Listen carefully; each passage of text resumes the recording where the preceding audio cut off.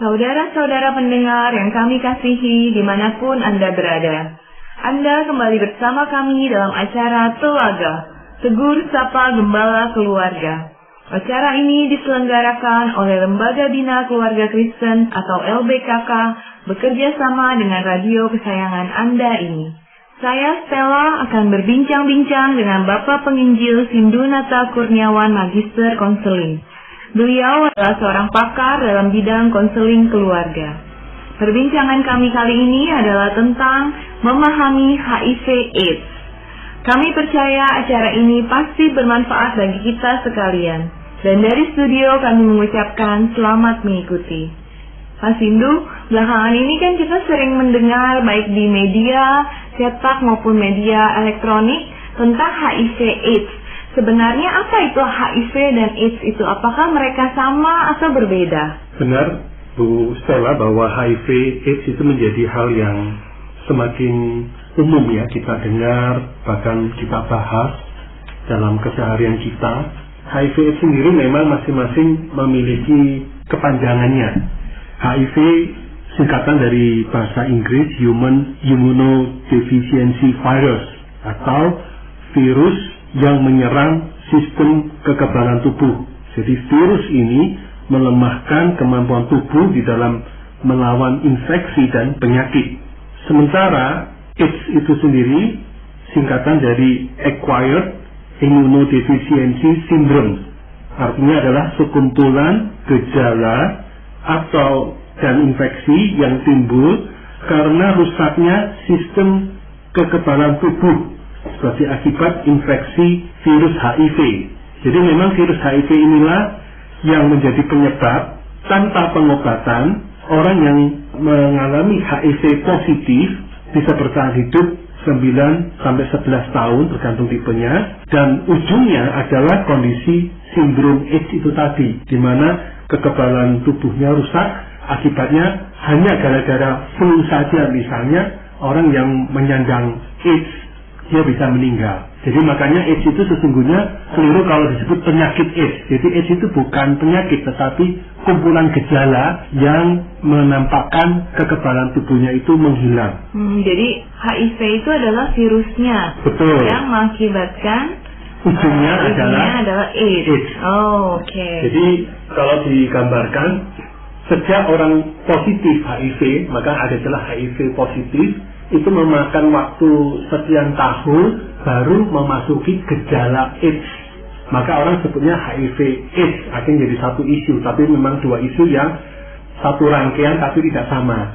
Virusnya HIV, kemudian ketika terjangkit HIV positif. Nah, masa HIV positif itu cukup panjang, sekian tahun, dan kalau tanpa pengobatan sama sekali, maka ujungnya dia akan lebih cepat memasuki fase AIDS, yaitu gimana sindrom gejala-gejala dialami adanya kekebalan tubuh yang menghilang. Pak, sebenarnya kalau di dunia, apakah orang-orang yang terjangkit HIV/AIDS ini mengalami peningkatan? Ya, jadi memang sejak pertama kali disinyalir tahun 1981, sejak itu kan mengglobal ya, bahkan disinyalir asal muasalnya dari Afrika Sub-Sahara, tapi kemudian berkembang ke Eropa, Amerika Serikat, dan seluruh penjuru dunia. Dan secara global, karena sudah adanya penanganan tingkat dunia yang sangat baik, pencegahan dan penanganannya, sehingga secara global memang cenderungnya menurun infeksi HIV/AIDS ini. Tahun 2013 datanya infeksi HIV tingkat dunia mencapai 2,3 juta, di mana ini mengalami penurunan sebanyak 33% sejak tahun 2001. Itu kan wabah yang mematikan di dalam sejarah dunia. Bagaimana dengan di Indonesia sendiri? Ya, ini menjadi wabah dunia, bahkan disimpulkan sebagai salah satu wabah paling mematikan dalam sejarah dunia. Sementara di Indonesia sendiri, sejak pertama kali ditemukannya infeksi HIV tahun 1987, ya, sampai data yang saya dapatkan Desember 2013, HIV sudah tersebar di sebanyak 368 dari 497 kota atau kabupaten di seluruh provinsi Indonesia. Disimpulkan, setiap 25 menit di Indonesia, satu orang akan terinfeksi virus HIV. Bahkan 1 dari 5 orang yang terinfeksi ini berusia di bawah 25 tahun, yang notabene usia produktif. Kalau begitu tingkatnya cukup tinggi ya Pak Sindu?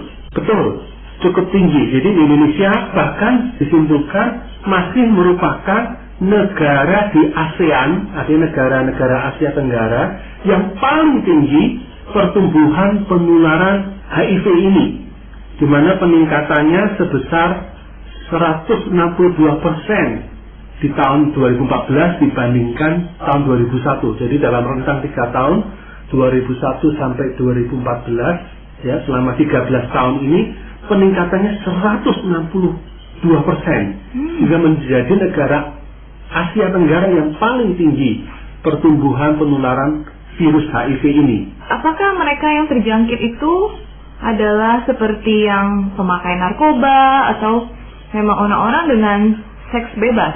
Ya, jadi memang benar yang disampaikan oleh Ibu Stella.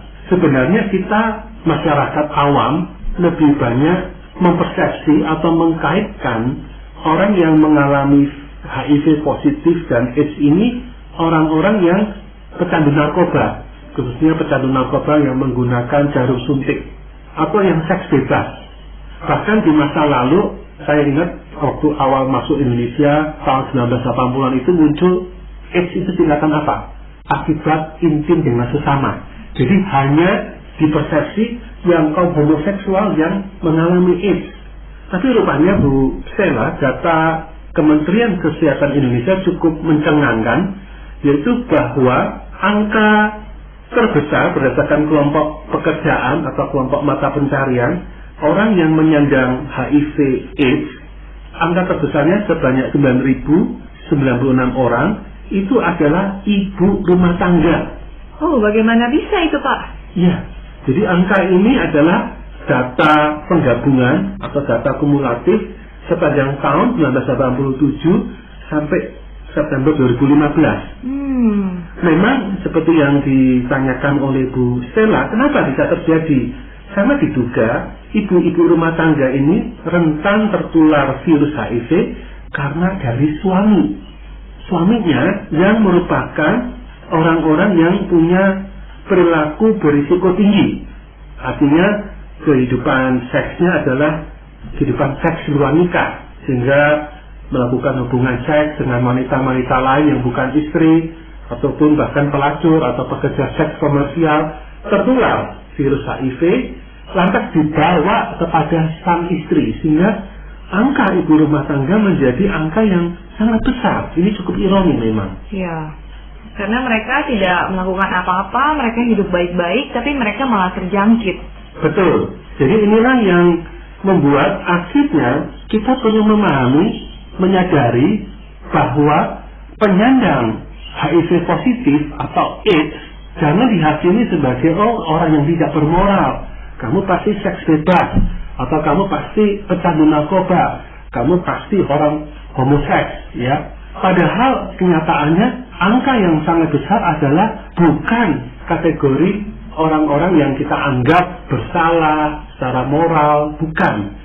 Tapi dari orang-orang yang hidupnya hidup yang boleh dikatakan cukup baik dan bermoral, yaitu adalah diantaranya sebagian besar adalah ibu-ibu rumah tangga. Kalau begitu, kasusnya banyak juga yang ditularkan kepada anak-anak ataupun bayi-bayi, karena ibu itu kan cenderung menyusui dan hamil, begitu ya Pak? Bisa demikian. Nah, itu juga yang mengalami HIV positif AIDS itu juga bisa dari anak-anak yang tidak bersalah.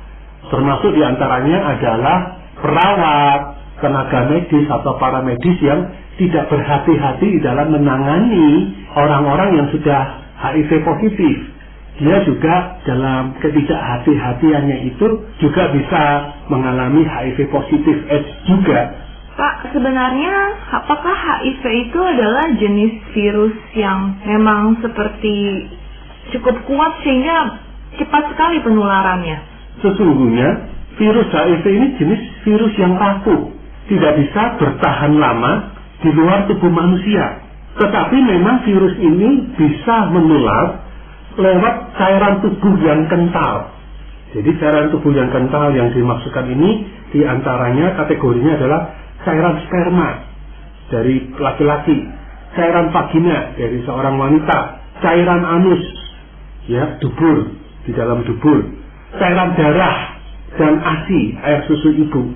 Jadi di cairan tubuh yang kental inilah virus HIV berada dan bisa menularkan kepada orang lain yang berkaitan atau bertemu atau bersentuhan dengan cairan-cairan tubuh yang pekat ini. Biasanya cara penularan yang paling umum dari HIV ini apa saja, Pak? Penularan yang umum adalah hubungan seksual, yaitu hubungan seksual ini yang melibatkan tentunya di dalamnya tadi yang saya sebutkan cairan vagina, cairan mani atau sperma, dan juga darah. Ya, ketika berhubungan seksual bisa jadi ada luka di dalam alat kelamin, baik di penis, vagina, itu juga memberi celah adanya penularan. Jadi ini adalah cairan tubuh yang pekat. Selain memang lewat kontak hubungan seksual yang dikatakan hubungan seksual yang tidak aman, juga bisa lewat air susu ibu. Ini juga menjadi media penularan selain cairan darah. Jadi memang penularan HIV itu terjadi lewat hubungan seksual, baik itu secara vaginal, lewat vagina, anal, lewat anus, atau secara oral, ya, lewat mulut. Hubungan seksual lewat vagina, anus, atau lewat mulut. Yang kedua, transfusi darah. Yang ketiga, penggunaan jarum suntik yang tidak steril, jarum suntik yang sudah terkontaminasi dipakai kepada orang yang lain. Yang berikutnya adalah antara ibu dan bayi selama masa kehamilan, masa persalinan, atau juga masa menyusui. Jadi intinya ketika kita kontak dengan cairan-cairan tubuh yang pekat itu tadi, maka sangat mungkin kita bisa mengalami infeksi virus HIV. Kalau begitu, Pak, bagaimana dengan ibu yang sedang hamil tetapi dia memiliki HIV positif? Apakah memang itu langsung tertular kepada bayinya? Berita baiknya, Bu Stella, jadi ketika ada intervensi dari dokter yang mendampingi, termasuk lewat proses persalinan yang baik, proses pengobatan yang tepat, maka kurang lebih 30% bayi yang dilahirkan oleh ibu dengan HIV positiflah yang terinfeksi virus HIV. Dengan kata lain, kurang lebih 70% bisa terselamatkan, tidak mengalami infeksi virus HIV, 70%. Ketika ibu tersebut ditangani dengan baik oleh dokter yang memahami dengan cara-cara dan pengobatan yang tepat. Jadi penggunaan obat tertentu di akhir masa kehamilan atau selama proses kelahiran dapat mengurangi kemungkinan bayi terinfeksi di bawah 10%. Jadi ini ada harapan. Tapi memang bukan berarti bisa mencegah infeksi HIV untuk seluruh bayi. Jadi tetap ada kasus-kasus bayi yang terinfeksi, tetapi ada sebagian bayi yang masih mungkin untuk diselamatkan asal penanganannya dalam proses persalinan ataupun proses berikutnya tepat penanganannya oleh dokter yang memahami. Kalau misalnya tentang transfusi darah, kan kadang-kadang yang sedang sakit ataupun kecelakaan itu kan membutuhkan transfusi darah. Betul. Dan kadang-kadang melalui transfusi itulah mereka akhirnya terjangkit virus HIV. Nah, kalau seperti ini bagaimana ya, Pak? Betul, itulah yang cukup memprihatinkan ya. Sekian tahun yang lalu kasus itu bisa terjadi. Tetapi syukur kepada Tuhan bahwa beberapa tahun terakhir kondisi negeri kita di Indonesia sudah sangat baik. Saya ingat ketika pernah diambil darah di PMI, ya, secara khusus juga diambil darah waktu uji lab, maka biasanya perawat akan mengatakan, Pak, ini ya Pak ya, jarum yang baru ya Pak ya, sambil dia menunjukkan jarum yang masih dalam kemasan, kemudian dibuka kemasannya, sehingga saat kita tahu, diyakinkan sebagai hak konsumen medis bahwa jarum yang digunakan untuk pengambilan darah, menerima darah ataupun untuk uji lab adalah jarum yang baru yang steril. Jadi masih bisa sangat dicegah, bahkan boleh dikatakan nol ya peristiwa orang mengalami infeksi HIV gara-gara penggunaan jarum untuk donor darah, transfusi darah atau di laboratorium pemeriksaan. Jadi sekarang semua lebih tertata dengan lebih rapi dan bersih gitu, higienis ya Pak? Betul. Tadi juga Pak Sindu sempat menyebutkan tentang petugas kesehatan seperti perawat yang beresiko tertular HIV. Nah, itu apa yang membuat mereka bisa tertular?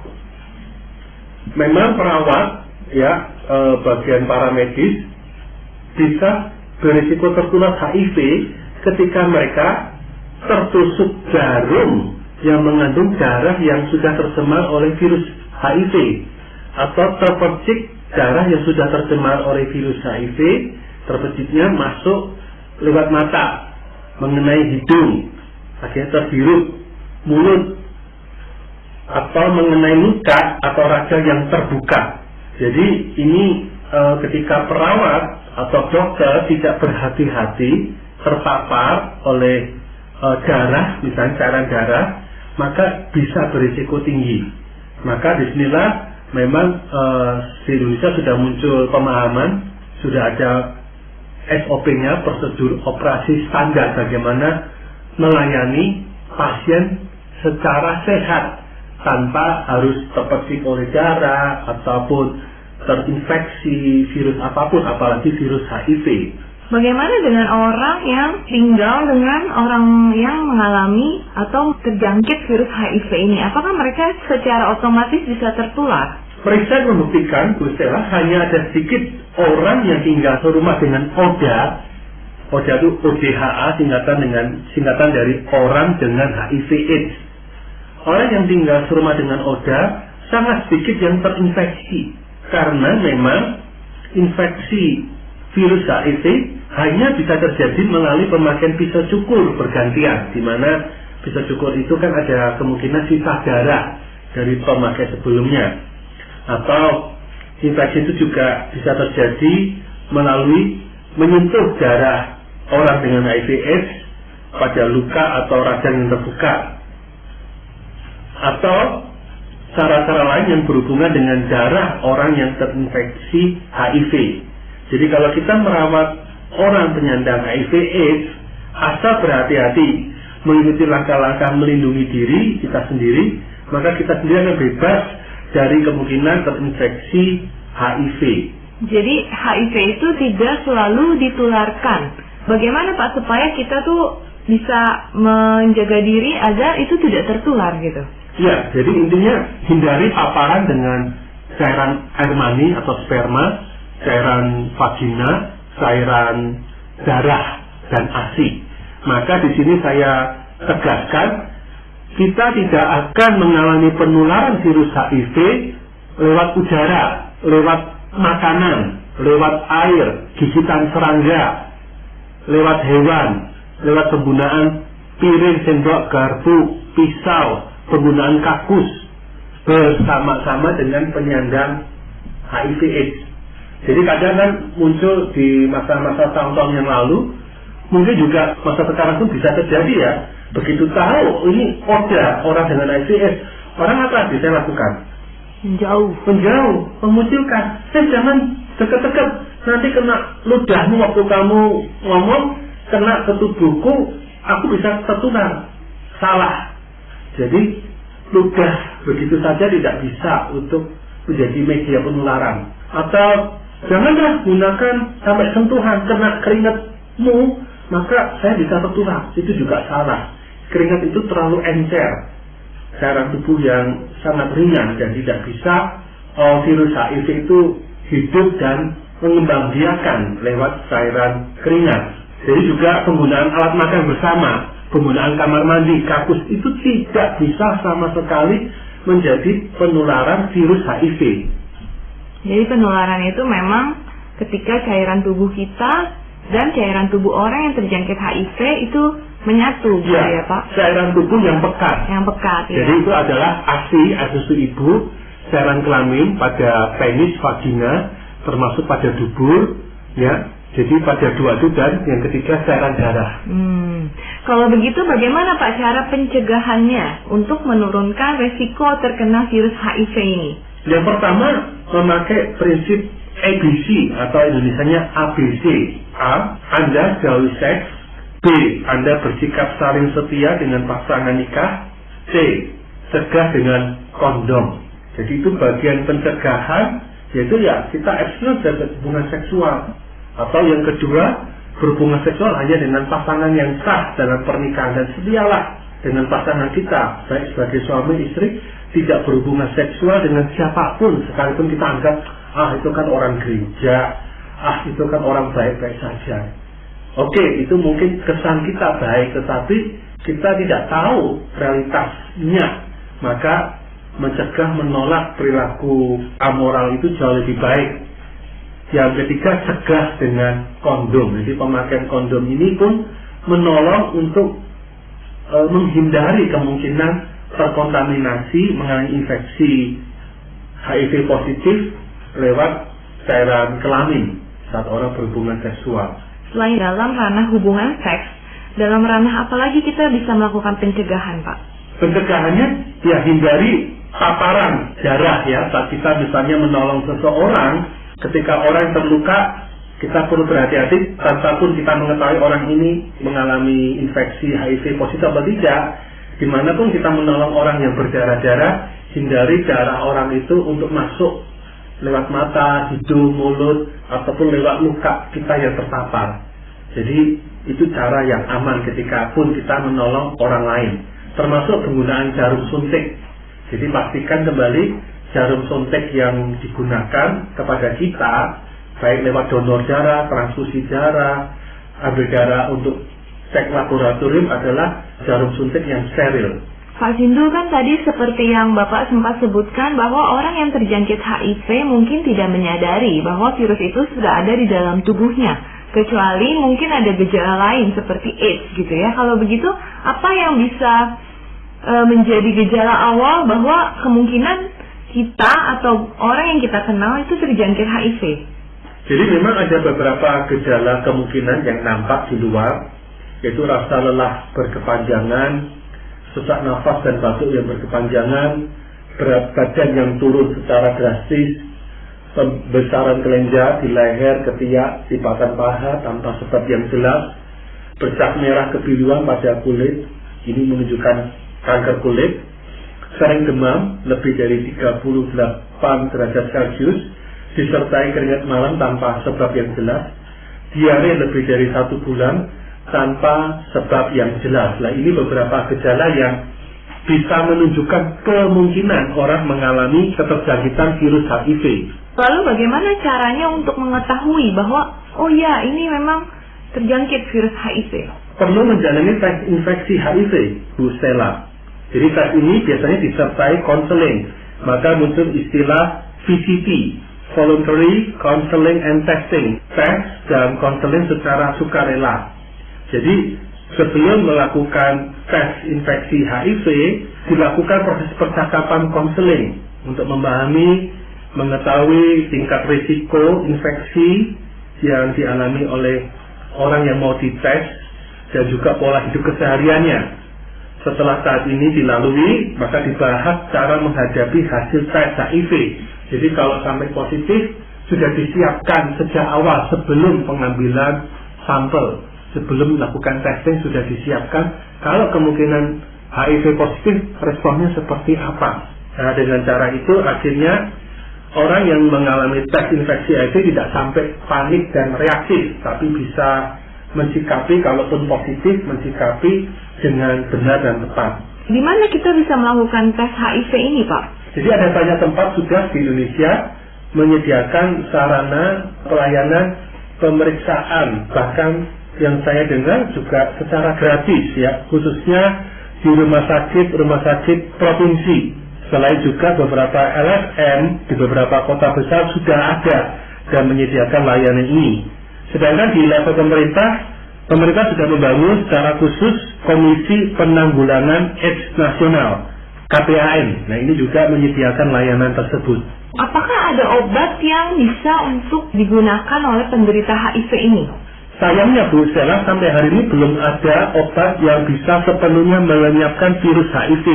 Tapi sudah ada obat yang diberi nama ARV, antiretroviral.